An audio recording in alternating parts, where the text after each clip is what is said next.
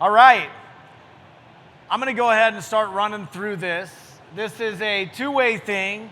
Feel free to yell at me. I thrive on heckling. If you think I'm saying something up here that is completely ludicrous, completely wrong, please feel free to correct it and let me know that. I mean, I've got a bunch of fun stuff I want to run through. I'm an industry veteran, and I've run through and seen a lot of different things. So what I want to run through today is kind of this past, present, and what's next, and show you kind of my perspective on what I've seen growing up in the channel. Does this go? There we go. So how do we kind of get to this situation? Where we stand today, we've got a lot of vertically integrated solutions. As you know, it's bam, you look at a Control4 solution, you can buy everything you need from them. Crestron, buy everything you need from them. Savant, buy everything you need from them. And you look at all of these other ancillary pieces that also complement that. It wasn't always that way. It's taken us a long time to get here, and I don't think that necessarily we can really get the proper perspective on where things are going unless we take a look back in that rearview mirror to see how we got here. You know, what really adjusts things to make us decide what to use, what to adopt, what to reject, what not to adopt, and kind of run through things. And it's a dynamic time in the industry. There's a lot of things happening. You hear a lot of buzzwords about AI. You hear a lot of things, and I'll touch on some of that stuff as well. I do have a lot of slides. I'm not going to go quite as fast as Ham here, looking for the Chicken Man and Toy Story. But you know, I reference this because, you know, again, I'll touch on this a lot. The power of the demo. That's the connection to our clients. That piece, that element, what we sell is an experience. What we create is an experience. And we tie that in with simplicity, and all these parts and all these booths all complement that. And a lot of this comes in, hey Dan, thanks for coming, baby. When we look at this and see where I did something at the ASEAN conference as well. And what I did with that, it was this evolution of human interfaces. That was when I was with Josh AI, and I was really focusing on where things were going. Because at one point, what we get into, we kind of get stuck in our ways. Even though our clients may see us as a highly adaptable, highly advanced companies that are cutting edge, sometimes we're a little bit tough to get moving and make and have the change that we often think we're doing. So we'll get stuck in our ways, and there's reasons for that, and I've got some good examples that I'll touch on with that. But when you look at it, I also want to pull in and go into it from a perspective of looking at the convergence of a lot of things. So there's technology, being just basic technology that we see and how all that's changed. Then we have transportation, and then we also get into this communications aspect of things, which is highly dynamic right now as well. And I pull this in through a way of like kind of the interfaces on the way that we've evolved in the channel. And that interface is really what we've always strived for in this channel, trying to make it easier. How do we do it? We didn't always offer all of the product solutions because we lacked that vertical integration. We fought like crazy to get these vertical integrations, to get the things into the touch panel, to get these things into the other devices that we are supporting and selling throughout the home. You know, so what's the industry look like today? Today we're a market where, depending on how you cut it up, there's 16 rep firms really through North America. There's 11,000 integration companies, depending on how you cut it up there too. In residential, you throw in some commercial and some other guys that are under the radar that you have no idea who they are. When I worked at Avid in LA, I had a list of 8,000 employees, of 8,000 integrators supposedly in LA, right? Chris, you worked there, and I supported you in that market, and that was a crazy market. But how many guys are in that market doing work? When you look at those dealer segments, there's distribution dealers, and then you get into the non-buying group dealers. And then when you kind of evolve a little bit and you get the opportunity to move into a buying group, and the buying group guys have a tendency to get and be a little more refined, and there's different guys and flavors and that you can get into and touch on that. But it took a long time to get here. There weren't always this. It wasn't always these guys that were around. Now when you also take a look at, did I skip twice? No. Here we go. Okay, I'm checking. Now, when you look at CE Pro 100, the top 100 guys are doing $6 million a year. You're doing $6 million a year, you're doing pretty good. You know, a couple guys can start up a company, and you can do $1 million with a couple guys in a truck pretty quick once you start doing it. Refining those processes and really diving through it really gets you into the ability to make a lot of money and also deliver better services to your clients. When you look at, you're doing about 70 projects, and that's give or take, depending on what type of business you're doing. Some guys may only be doing 6 projects if they're large enough, right? So we run through, you know, how did we get here? How? What was that path? The pieces that really started it and got that inception point of getting us to the point of where we are today. I'm going to break it into these 3 little segments, and then I'll get into a new category, so it's really kind of 4, but I'll start with the AV, and that's the icon I'll use for the AV side. And then from there, we're going to go and look at some other pieces of it and get to now. So we'll go take a journey back in time. I used to look like Doc Brown when I had big, crazy hair. I cut it, you know, much to the chagrin of some people, but it gets a little hot with having thick hair like this. But, you know, you run through and you look at it, and every time, is it changing? Oh, you know, how I feel talking about the 80s to someone under 30, it's about the case, right? It's amazing. And, like, I was sitting there the other day, I saw some, like, reel on Instagram or TikTok thing. I didn't even understand what was going on. I think it has finally evolved past my level and capabilities of understanding of the younger generation. But when you go through and think about all this stuff, and look, we had Pitfall, and we talked about, like, did you burn CDs and these other things. I mean, how many of y'all are burn a CD old? But one of the things that I did when I was a kid, my dad worked for Pioneer Semiconductor, and I was in some of these distribution houses, and I remember the Atari when it first came out, kind of dating my stuff, playing track and field. You just get the marks right here on this. And, you know, those are kind of some of the first things. But really, what started, what made, what really created our channel? Well, I argue that it's really kind of this need for entertainment, whatever that is. That type of entertainment back then without television, you know, it's gladiators doing all these things, had different music and these other pieces, but we have an insatiable desire to be entertained all the time. Now, in our channel, where that started and where that really came up was, come on, baby, audio. When you look at that 2-channel audio pieces, these are a couple pieces there. There's a shout out to my buddy's dog, Chulo. That's me on stage being crazy, yes, because I wanted to make sure I had copyright capabilities on that image by putting it up there. But when you look at it, everybody wanted audio. The hi-fi guys really drove this and started the inception of it. You know, and that started with the sources. You know, content is king. Come on. There we go. Content is king. I'm not going to go back this far, but you look at where that came from, and it started, you're talking 1857 for this piece, the phonoautograph, which really kind of started playing music for the first time. That's one of those things, like you could probably imagine those guys are sitting around doing whatever they did in their wigs and doing, I don't know, 1857, what they're doing. But it's a time during then that they're doing that. And then it's where you look at, you know, the technology created the demand. And so you look back at this, it was cassette tapes. This thing is, I wish I could find one of these. This is a piece, I like some of that vintage stuff, but that technology created the demand. And then from there, the hi-fi shops created the experience. And from that, they're going through and they're talking about, and there's a lot of fun stories about those hi-fi shops back in the day, about how that goes. Like it's 40-year-old version even had that whole thing about the retail experience about things within the channel as well. But you look, these are some great ads, and it's about music. It's about that, and that passion and that connection to it. And now, after the hi-fi shops create that experience, you know, the hi-fi store became this. The hi-fi store became complex system integration.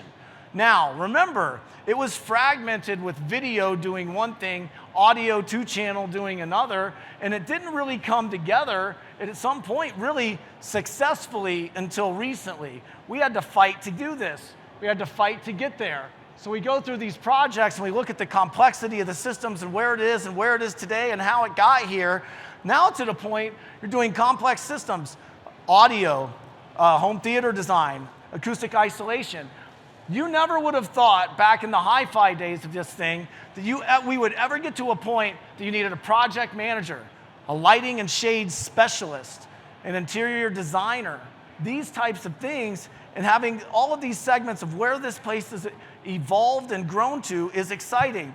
But remember, like I said, content is king. All the content, all the formats. And that content comes in a lot of different formats and shapes, sizes, and the way and the efficiencies, right? Now, I was born in retail and that thing. And one thing that I will share is one of the things that helped us back then is how many people in here worked or came from in some way in the retail environment of some place like this? And me? Anybody? I did. But what do you remember, too, about your exposure to this technology? Where did that come from? How many people do you meet in a week that you meet randomly, that it's not a client? They say, what do you do for work? And they have no idea that this even exists. The people that know about this are at such a high level of really at wealth 1%, and I think it's really critical. It's a different conversation for us to get down into that 5 and 10% to really grow the capabilities of what we can accomplish as an industry in the resi side. But where did this stuff come from? This gave our clients exposure. I came from Incredible Universe, and that was because actually Ovation Audio Video, which was, they wouldn't hire me. I was a young kid. All I did is going into Ovation, listening to stuff, checking out car stereos, doing all these things. They wouldn't give me a shot. Incredible Universe gave me a shot. And this is a place, it was 100,000 square feet. Take a look at this. You walk in, and this, Fry's Electronics eventually ended up buying this. You walk in, there's a rotunda, there's a huge video wall, there's a stage, there's all these things going on, all this activity. There's a McDonald's inside, right? There's all these things going on, constant craziness. I was activating 500 cellular contracts a week at one point. But what they did is they created a culture within that made us get people excited about technology. People wanted to come in just to see, and the motto was, and this is Tandy Corp. Well, let me back up. Tandy Corporation started Incredible Universe based on they wanted to create a CES experience for everyday people and be able to do that every day.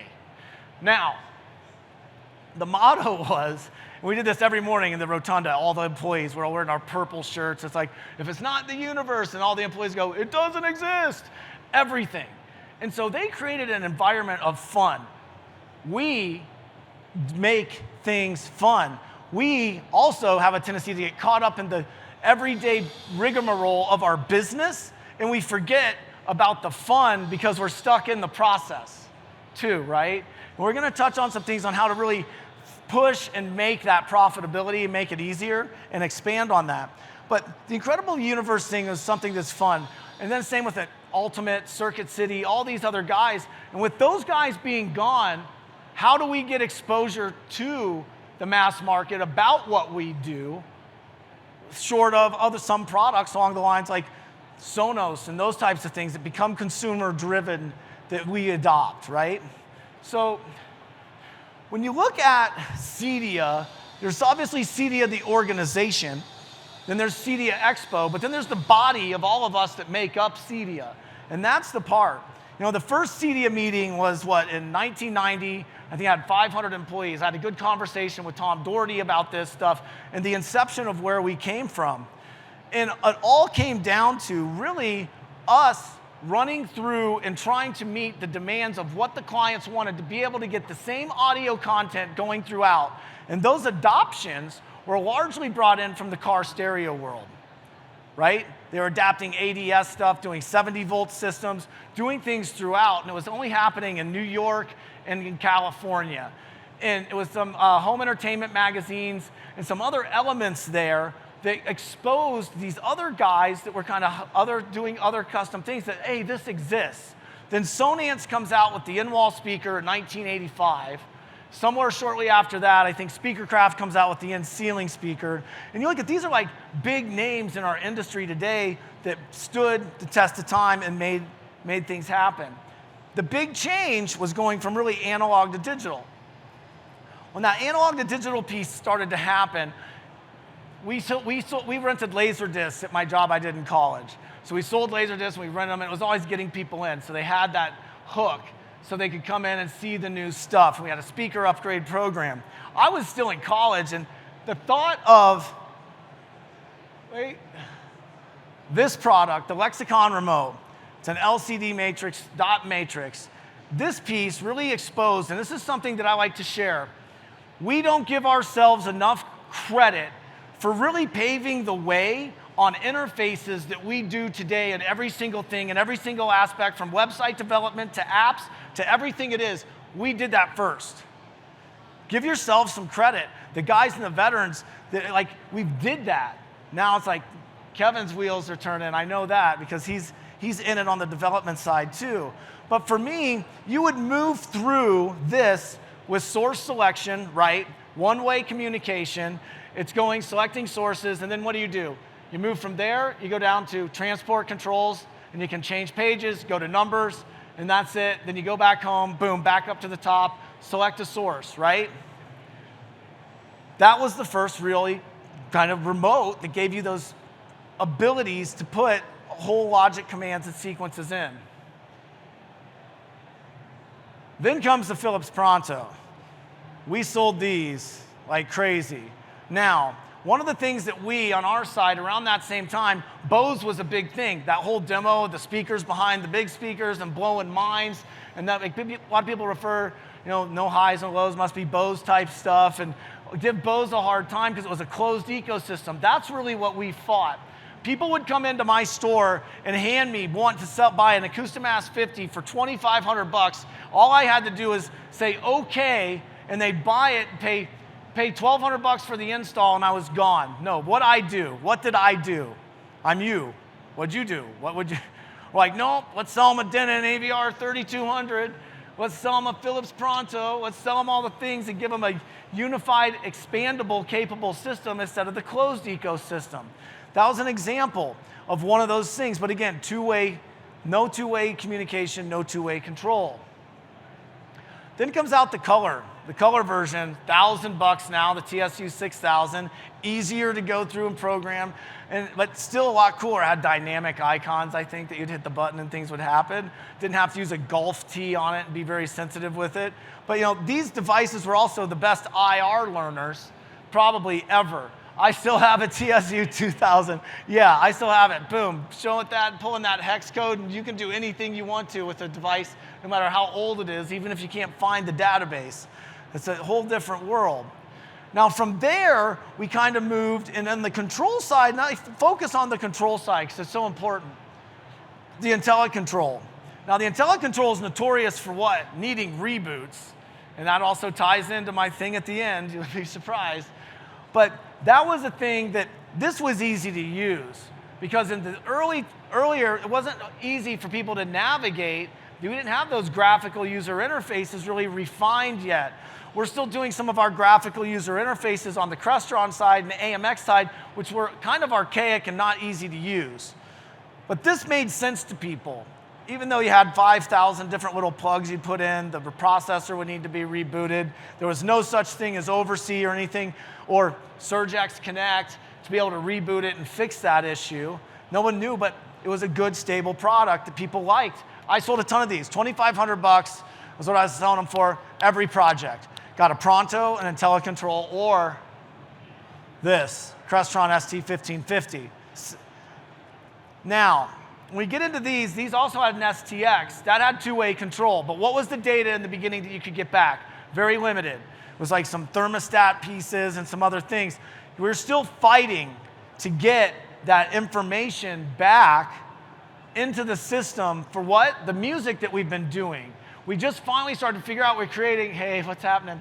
We created all of these systems now, and in some ways I call them Frankenstein systems because I had a system, like my first big system I sold out of college was like $90,000. It had an AMX touch panel, it had Elan Via music in it, it had all these things. There's no real custom doors, maybe a Hellovision or something door station, I'm probably getting that wrong. But all those other elements that made it really cool of where we are today, they weren't there. Then you get into this, and I pulled this up here because this is funny. It's got estimated value. Remember what we used to sell these things for? This one was super cool because it had a auxiliary video input, so you could put really cool composite video into it, and it looks great, right? It was awesome. This is like cutting edge. Now, I'm going to take a deviation for a second. Let's put that stuff on hold, and we're going to come right back to it. Now let's go into telephones.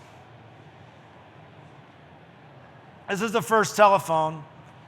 Being in Denver, you kind of think it might look like something else, because it's legal, but anyway, you go through and you look at this and kind of run through of all the iterations of the phones and the adoption and the evolution of this.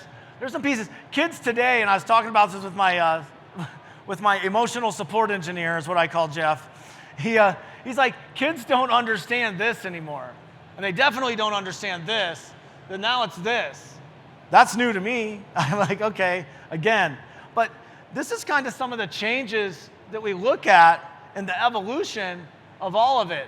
And communications, these are things that touch us, we touch every day. Now, we get into about that time in the early 90s, you start looking at all these phones. You know, all of that's technology, and all those things kind of evolved and grew and got to a better point also. But when you look at, all of these different things, this is a fun time for phones. Because you could get a phone, like my favorite one was a Nokia, which is about this big. This is also still a time when people weren't consumed by their devices. You could still sit in the same room with people. Texting was non-existent because it was T9. Nobody wanted to mess with it. It was awful, right? But I look at these phones, and I think I had like 6 or 7 of them. But then kind of the one that was really popular was the Sidekick, right? Now this one actually had a great form factor. Super easy. It's like a keyboard. You could type like crazy on this. Now the T9's gone. That was really nice. But I want to talk about something else on the cellular phone side of it, BlackBerry.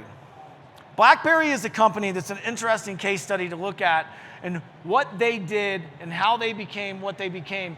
They thought they had everything, right? They thought that push email would never be a thing.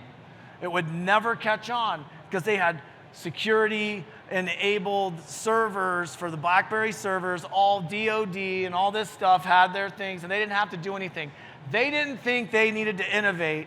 They didn't think they needed to change. They had it on lockdown.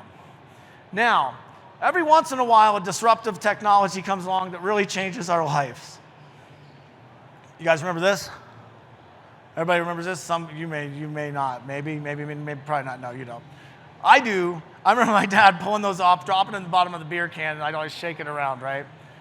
But, the guy that then came out with what we use today, boom, changed everything, still in use today. The guy that invented that got like 3 cents for every single one of those ever. I've got a funny story about that, but we'll stay on topic. But again, what I want to talk about is disruptor. This changed everything. Everything.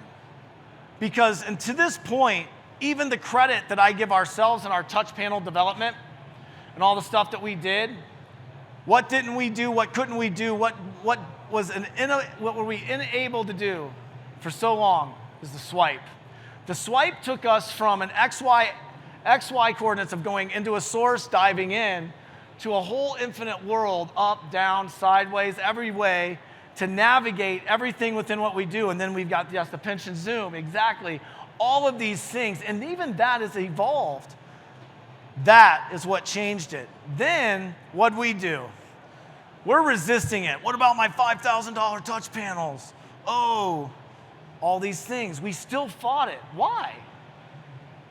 Why do we fight these things? Because it was our way we were taught, the way we fought. We fought to get to where we were. Then, of course, the iPad comes out. Now, the iPad, that's all of this stuff with iOS and Android and all these pieces have really changed. And still, to a certain extent, we still kind of fight certain technologies. And I ask you why. Why do we do that? Because we're stuck in our ways? I don't know. It's hard to change, right? But now this is part of everyday thing. I remember I was losing a lot of projects when I was working in Aspen and Paragon. I was losing projects to Essentials because they had Savant, the whole iOS thing. And we were still kind of stuck. We were on the Crestron thing, and Savant wouldn't give us the line, and this and this and this. Well, a whole long funny story. But the story that Dave Daniels would tell of Essentials, he's like, yeah, you know, you don't need a $6,000 touch panel. See this? You just have this iPad, it breaks or something, you just throw it away. And he'd throw it in the garbage. That was part of his demo. Like, how do you compete with that? It took me a while to figure that part out, but eventually I got there. Now, we're going to go back to the AV side. I want to talk for a second, real quick, before I start diving more into kind of the main points here. What changed on the hi-fi and the audio side within us being able to get content into the touch panels really was kind of this Escient Fireball piece that they gave us the CD database, which eventually evolved into Grace Note. What that did is you put the CD in, the CD would go through and start figuring out what the length of the CD was, how many tracks it was, what the first track, second track, boom, boom, boom.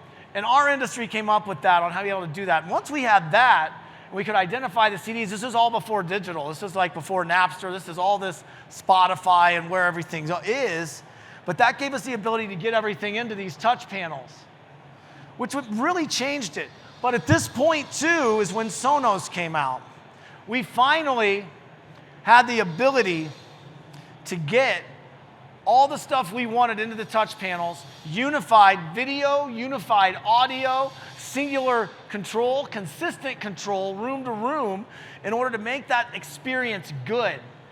And we were still kind of doing the things. We cut our teeth on opening up projectors, soldering boards, really solving problems for what our clients want. Why did our clients come to us? Our clients came to us because they had something they wanted, but it's ultimately about that service element. They trust us. They want us to be there. They want us to keep it working. You know, then we jump into this and all these cool things. We got, you know, the Lutron piece with Josh AI and all these other cool things. And look where look how far we've come. Now there's Kaleidoscape. Again, that content. Boom, probably the best mousetrap, right? And then we still kept that, and we had that. Then the next thing, and I worked for this next company too, Voodoo. Well, wait, I want to back up one second. Before this, what I have to do a Star Wars demo, to have something, play a thing, say, welcome to the show, open the shades, change this, go to this, and dim the lights, and then change content. We had to have 3 DVD players in order to make that happen, to make a cool thing, and you were fixed. You couldn't change any of that because you were in a set state. Now we've got the Shortcut King over here from Josh AI, right? Tying in with all these hooks on content. But again, it's the power of content. Then we got in and we started fighting these digital battles within where we wanted to be on content and how we got that. Then, of course, Blockbuster's gone. I still have my Blockbuster card. I carry it with me, hold it dear. And then you see this content is king thing, right? Then we get back into like Prima Cinema, and there's a few others that came into for a moment, and these were really profitable. We could sell these. But what happened, the studios jumped over all of that. Now you can get a new release movie, you just pay $20 or $40, whatever it is, for that movie, and you can watch it at home. Now, quickly I'm going to jump over for a sec into the transportation side of things. And then I'm going to dive into a thing on lighting as well. But we'll go through lighting first. When this came out, dimmers, did you ever think that you would be taking it, running through everything, and having $300,000 worth of lighting control? No, you didn't. You never thought that as this stuff evolved, that you'd be going through and building these systems and going from breaker panels to switches to lights to these systems here. And you look at, Lutron came out with this stuff. They started panel centralized lighting. This is a thing, and now boom, you go to this, and this is our reality. And now it's even different, even more so different with Ketra. You throw Ketra in, you can just eliminate your wall switch, throw in just a keypad, and from that, you can do all kinds of things, full RGBW. Now you're really transforming environments, changing lifestyles, and really enhancing what's going on in the house. I don't think this will show. Yeah, well, I didn't load the video because it was already too big. Maybe, maybe not. I don't know if this will play. It won't. What that was a video of 1989 of some guys in the UK that made a voice control assistant that it was like, okay, computer, listen. So now it turned it on, it was listening, but it wasn't real natural language processing or anything. But now I'm going to jump over to transportation quickly. You look at all these hot air balloons and all this, and like my grandfather, I remember him and his buddies arguing about motor oil and all these things. Now, you look at the best, maybe not the best, it's opinion, it's subjective. The fastest thing on the road is something that runs on a battery. Has none of that. Very few parts. Things are changing. Can you have those conversations with your clients about electricity, about electric vehicles and storage and all that? Where's it going? Heck, I don't know. Flash Gordon, this would be super cool. I would totally roll on this. I know that Elon would. See rolling up to the mountain. But ultimately, it gets up to moving into like drones and this. And when you start talking to and moving into this AI thing and looking through this and NLP engines and AI, I asked AI with this, and AI is, I think, a little weird right now. I said, please show me the future of home theater, where that is. It's a little kind of fire and brimstone for me. I thought after those pictures, I was like this. I was like, wait. Let's say tomorrow's home theater. And then it came up with these images. And this is pretty interesting, but why did I go over all this? Why? I want you to remember that passion of why you got into this business and the thing that irks you all day, every day, or all the processes of getting this and creating the experiences for other people. That's the hard part. And when you look at it and you go through it in an industry life cycle, and you look at this, it applies to products, this applies to your business, and all the things that you've ever done and pulled into the home. You go through, and you kind of have that introduction, the growth, and then you get into the maturity, and then you get into this decline. The key of this is really like car audio. Car audio is adapting. They're moving more deeply into like marine. They're doing things. They're not gone. What they did is like they just changed their market and started putting it into OEM pieces with the vehicles. Crypto's changing. Automation, we're changing. Are you prepared for the next thing? And really when you start doing that, you're starting to look into, really dive into the profitability of your business and how your business is affected. What's the problem with everything you do? Let's say everything in your business goes great and all your projects go like this, and how I'm going to state this. Sales guy sells the project 100% perfectly, doesn't state anything that might be any kind of misnomer. The client understands it. The project goes 24 months later, the client still understands it. Trim, pre-wire, trim, final, programming, all went great. Nothing weird happened on the project. Client paid the change orders, bam. You controlled and did everything under your power.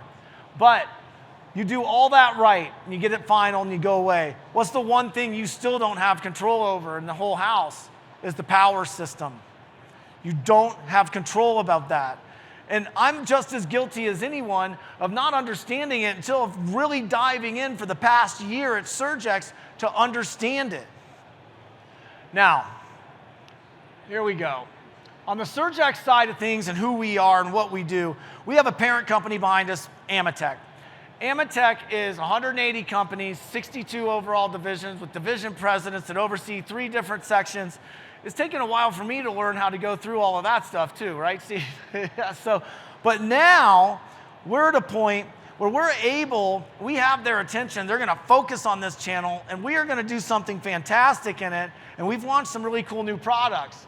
But we take that and we're pulling from our pedigree of expertise from medical, DoD, aerospace, that other companies in the channel and in the sector can't do. I can confidently stand up here and state that no other power solutions provider in this entire channel does anything like we do. Amatech Power Quality Solutions, we take it to the next level. Now, what's my job? My job is to give you a team, give you the people you need to educate you to know how to navigate that as it affects your profitability, right? So, top questions. How is SurgeX different? Does SurgeX work with Oversee? How long will a UPS work with an outage? Top mistakes. There's no protection or UPS. They're using a line interactive UPS. If you don't know the difference between a line interactive UPS and double online conversion, I'll touch on that time permitting. Okay. But then we get into why. Why do we need a double online conversion UPS? Well, you look at this, you look at the power pieces. From the generating station all the way to the secondary customer, there's a lot of potential for things to get messed up. They only have to give you a 10% variance of 120. They can give you 108, they can give you 132. Now, let's back up and talk about what are the products that are the bane of your existence every single day. Why does Oversee exist? Why do we need remote capabilities? And who gets a bad rap? Yeah. Oh, let's go back. These guys. You ask any of your install, any of your techs, they're going to say they hate Apple TVs, they don't like Rokus, their network pieces aren't good, and HD-based T pieces also get a bad rap as well. Why? These products are transmitting the most amount of data that has ever been transmitting at the fastest speed that it's been transmitted in a consumer environment in a place where the power is inconsistent.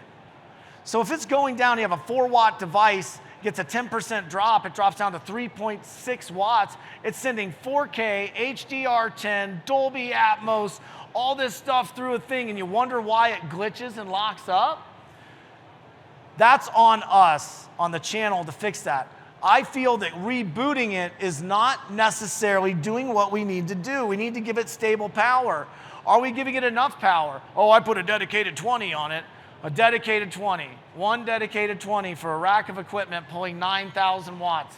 That doesn't make, we need to think about that. It's on us now, SurgeX and my sales team, to make sure you guys understand how to do those things properly, to make it so you don't have those glitches, to maintain profitability, to maintain client retention, to get more referrals, to grow everything you're doing and make everything better. Now, what's in the box matters, makes a difference. What we go through and what we kind of run on, where we got? I'm going to start going a little quicker here.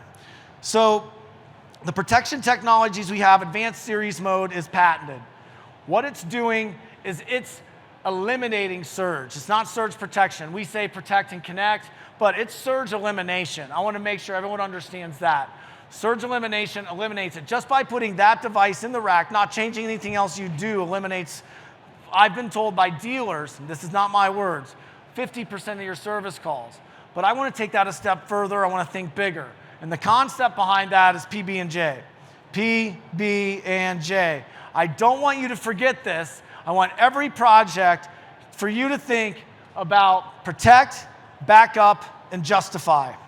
The protection element, we have many form factors on that to give you the advanced series mode or a multi-mode in order to make sure that that protection is there, that is non-sacrificial, that can take the high voltage and keep everything moving along. Those three pieces of that protect, back up, and justify, I got this slide backwards, but our protection devices there on the far right. Then we get our double online conversion UPS there in the middle, but I want you to think bigger on that. And then get into the either rack mount or other pieces that we have. So on that protection side, we go into advanced series mode, non-MOV based. The way this works is kind of like noise canceling headphones, but it's a game changer. Use it. We have 4 elements of protection there as well. We go through advanced series mode, inrush current protection, EMI, RFI, and CUVs. These pieces should be at the base of every rack if you don't want to change everything you've got. This is the one to really pay attention to. It's the wall mount piece. Why not protect everything in the house? Why not protect their $3,500 coffee maker, their Viking appliances? Think bigger. Think bigger. Stop thinking outside the rack. Think the whole house. Stop thinking just that one lighting control. Remember, think bigger. This is a new category. If you're not you're selling 300 grand worth of lighting and shades, why not sell 100 grand worth of what? Power protection. Get into this and we get into the other form factors and we can dive into that in the booth. We have a happy hour at 3 o'clock in our booth. Please come by and we'll talk about this. What I want you to think about and really focus on is the large format UPSs. I pair these with the PF420. This takes 60 amps in. Then you go out and you take, from there, you have 80 amp capability on the PF420. This will fix your problems. if you give, this is healthy eating, Tai Chi, yoga, all the exercise, meditation for your equipment, you know? Not going into just plugging into the wall and hoping for all the best that all the fast food type power can give you. Give it the clean power. Now, the justification side is the most exciting piece. Protect and connect is our new mantra, thanks to our marketing team. And what we have here is this is something that goes deeper than anything else that's out there today. All of our new Plus Series products have this SurgeX Connect platform. We give you a deeper dive into things. And on the justification side, let's say you go through, I'm going to tap through, come by, I'll show you a demo. I want to get to this. On the smaller side of these UPSs and doing it in this format, this is a smaller system. But I want you to think bigger. Look at it this way. Now, we draw a line here for outside generator. Do you know how to talk about this with your clients? From the generator to solar storage over to what we maintain and what we focus on is inside the rack right now. That will change. You get into think even bigger, larger format, 4 of those, 40 kVA on your AV systems. There's a house in Aspen we're working on right now. We're putting 5 large formats on all the racks. Each rack is pulling about 9,000 watts. We get into what we just launched, Vertical Series. We just took an award for this. We go through what these power management pieces, these still need protection, but they give you all these access and all the capabilities. The Defender Series is a new rack mount piece as well. Multi-stage power protection on that, Access Plus. We keep going. I'm just gonna run through this stuff quick because then we get into the display packs with the new pieces that are also non-sacrificial that mount behind the TVs. Now, I go through and I'm going to just get to the end of this so I can take some questions maybe before I get kicked off of the stage. But protect, back up, justify. SurgeX, booth 3920, free beer. 3920, free beer. At 3 o'clock, come by, I'll show you more, we'll talk about it. I appreciate you guys that came and everybody that does support me. I ran through some stuff at the end. I took you for a ride, but you know, it could have just been me up here dancing, singing, doing anything. That's what everybody asked me what they're doing. All my good friends out there that didn't show up, they're like, what are you going to do on stage for 45 minutes? Sing, rap, all this? No, I spared you that. But remember, all this stuff that you're doing is fun. Remember that. Don't get hung up on all the stuff. Remember why you got into this. This stuff's fun, right, Ashton? You're having fun. Every day we have fun and we create fun, and nothing's more exciting than sitting that experience of a customer's face light up when they hit the button or they say, okay, Josh, turn on the room, and everything turns on, or listen to whatever, and all that stuff happens, right? And so, thank you for your time. Thank you for your support. Let's get out there and create this industry and take it where it needs to go. Thank you.